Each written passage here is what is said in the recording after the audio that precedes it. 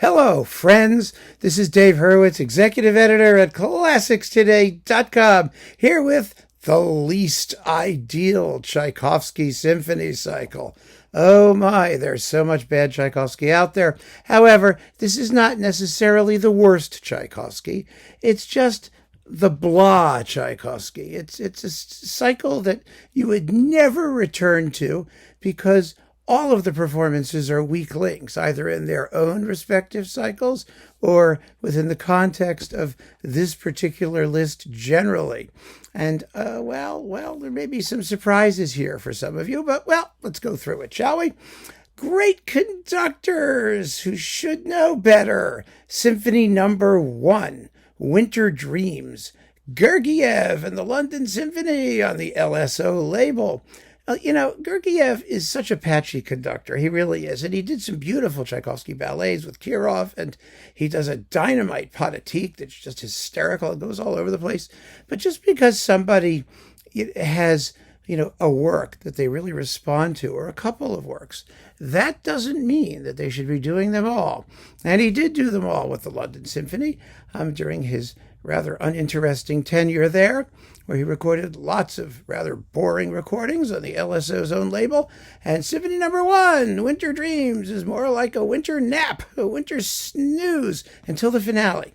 Gergiev is pretty good when things get loud and vulgar. He's usually loud and vulgar.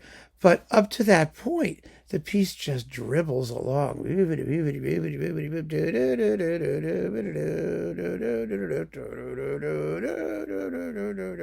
Like that.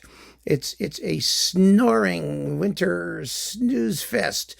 So yeah, that's not a great performance at all. And it's a symphony that is really, really beautiful and terribly underrated. It's absolutely gorgeous.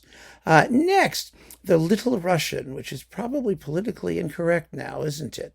Because Little Russia was Ukraine, in case you forgot that bit. But it's a beautiful symphony, even if it does have a finale that plays the big tune do do do do do do do do do do do do about 3 trillion billion zillion quintillion times, and goes round and around and around. And for that reason, some people have seen fit to hurry the process along a bit by making a cut here and there. Not least Carlo Maria Giulini, who really should know better. That he's not a conductor you'd think would be interventionist in that way. But yes, he was in his recording with the Philharmonia on Warner, which takes it squarely out of contention. I mean, the rest of it's nothing special either, but seriously? Just chop out a quarter of the finale, why don't you? No, that will never do. And so this performance is certainly one of the least ideal that you'll ever hear. I mean, it really is. Then number 3, the Polish. I didn't even write down Polish here on my thing. I probably should. We don't know why it's called the Polish. Well, it is. It's because it has like a polonaise in it somewhere, or some mazurka, or God knows what. Who knows? It has a something that reminds you of being Polish. Anyway, it's a pretty symphony. It's in 5 movements. It's unconventional. It's really more balletic. It is, and it has gorgeous tunes, and it's a little formally dysfunctional in its outer movements. But who's complaining? It's really pretty, and if you play it with conviction, then it can be absolutely gorgeous. Well, Rostropovich and the London Philharmonic were not on top of their game really for most of this Tchaikovsky cycle. Rostropovich, at this point in his career in the West, was kind of learning how to conduct. He went into it. He was such a tremendous musician, an amazing cellist, and a good pianist. I mean, he dribbled music. He was a gifted guy all around. And later, with the National Symphony, when he started doing Shostakovich and whatnot, he could be quite exciting.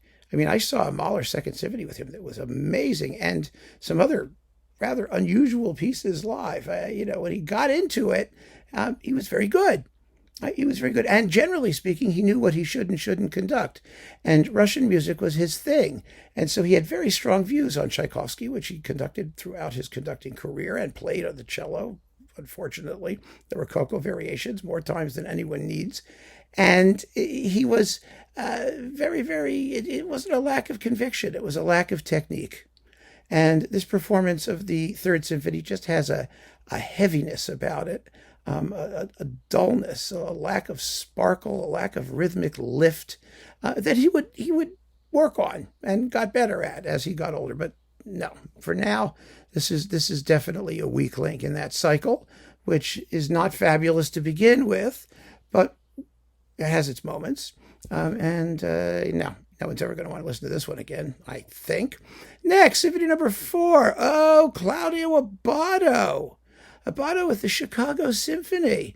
He did the whole cycle. But remember, here's a guy who's always competing with himself because he did the same stuff many times for different labels. So he did a really good Tchaikovsky Fourth with the Vienna Phil on Deutsche Grammophon. It was a beautiful performance. When it came out, people raved about it. I mean, it's very, very sensitive and lovely and sharp and snappily played. It's really good. It still sounds very, very good.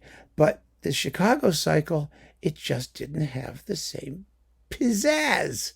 Yes, you've got very good brass playing, but there's more to Tchaikovsky than that. The strings, they're just not as fulsome and not as rhythmically taut as the Vienna Phil strings were on that particular occasion, and it doesn't compare. It simply doesn't compare. It's not a great fourth. It's not horrible, but it's not. I mean, considering how many fabulous ones there are by all kinds of people. I mean, even Schulte did a better Tchaikovsky 4, so that's telling you something, isn't it? Symphony number 5. Oh, dear.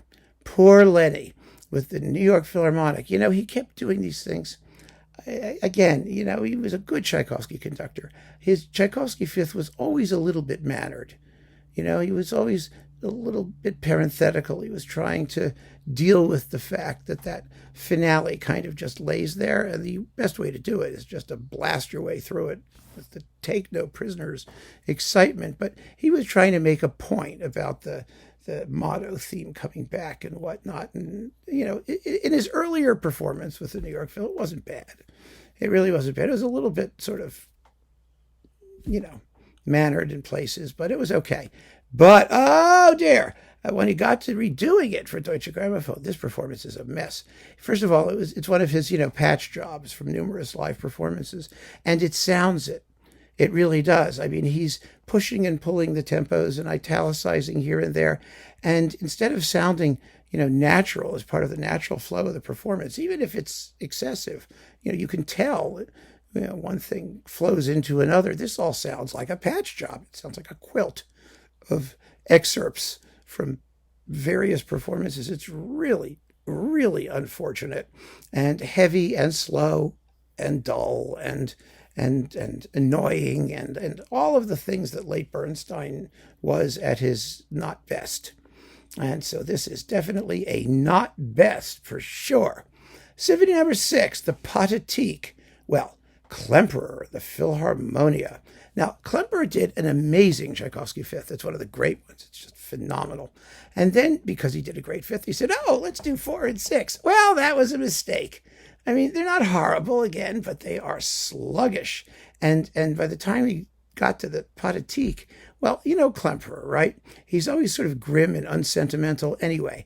And so by the time you get to the finale of this Pathetique, instead of being the emotional climax, the culmination of a gut-wrenching journey into the depths of despair, which is what Tchaikovsky intended, the finale comes as something of a relief after the depths that we've had to deal with in the previous 3 movements. I mean, the first movement is just not eruptive enough in the development section. The second movement, waltz, is okay, but it's a little bit flat. The third movement, the discipline and the precision aren't there. There's lots of lovely woodwind detail, this being Klemperer, but, it's got to have more tension than Klemperer allows. And so you get to the finale and it's like, oh, that sounds nice. It's a relief. It's not too slow, not too fast. It's just like, no. It's not a very good performance of the Pathetique, and it's a shame. It's just a shame. But nobody's perfect, and despite its some interesting tidbits and details as a whole, It's not an ideal Tchaikovsky sixth, not by any stretch of the imagination. Then we come to Manfred. Now, choices in Manfred are easy because nobody gets Manfred right. I mean, it's got more bad performances than anything in the universe, just about. But I picked Maris Jansons with the Oslo Phil on Chandos. It's a work that is not suitable to Jansons' temperament. Temperament was something that Jansons was fitfully aware of, shall we say. He could do it. Sometimes he could, but mostly he was known for being neat and clean and clear and exciting. I mean, he could be very exciting and rhythmically taught, and all of those things characterize the symphonies 1 through 6, which he did quite beautifully. Remember, that cycle began with a terrific fifth on Chandos that everybody got really excited about. It was like, wow, here's a guy, he really knows the music, and the performance is great. The orchestra's not known, but sounded terrific. And so, of course, they went on to do all 6, and they were variable, but usually pretty good. But Manfred is just one of those, big, hairy, romantic, crazy things. And you need a touch of insanity to do Manfred well. You've got the climaxes. You've just got to blow the place away. And no one's really encompassed all the wildness that that music contains. And Jansons is just not the guy for it. To do just a tight, clipped, neat, clean, clear, sensible shoes type of performance, he's wearing flats. Let's put it that way. When he should be wearing stilettos and a dress. I mean, the piece needs outlandishness. I mean, that's the kind of romantic ethos that it lives in. And the outlandish people don't seem to be around much anymore. I'd love to hear Manfred Honeck do it. I wanted to hear Jarvi do it when he was at his best, but he avoided it. It's kind of interesting. So, this is a average, tepid, milquetoasty kind of Manfred that I think provides a fitting capstone on this dreary list of the least ideal Tchaikovsky performances that we would never want to hear as a complete cycle. So keep on listening, friends. Thanks so much for joining me. Take care.